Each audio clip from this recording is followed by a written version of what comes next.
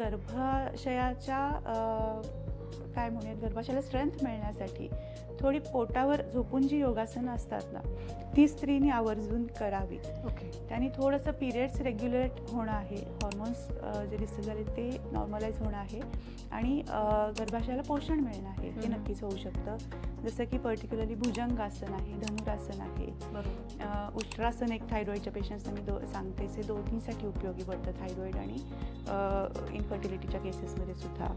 तसंच काही पद्धतीचे प्राणायाम, कपालभाती प्राणायाम आहे किंवा बटरफ्लाय पोज आहे, जी गर्भाशयाला पोषण देणारी ठरू शकते. सो अशा गोष्टींचं पालन त्यांनी करणं गरजेचं आहे. सो फक्त आहार विहारानेच नाही तर इमोशनली सुद्धा आपल्याला प्रिपेअर्ड होणं, चांगल्या गोष्टींचा विचार करणं. निगेटिव्ह फिलिंग्स, निगेटिव्ह इमोशन्समध्ये असू तरी पण प्रेग्नन्सी राहायला तिथे त्रास होऊ शकतो. त्यामुळे जेव्हा चेंजेस करायचे आहेत आपल्याला, तर ह्या दोन्ही लेवलला अगदी बेसिकपासून करणं गरजेचं आहे.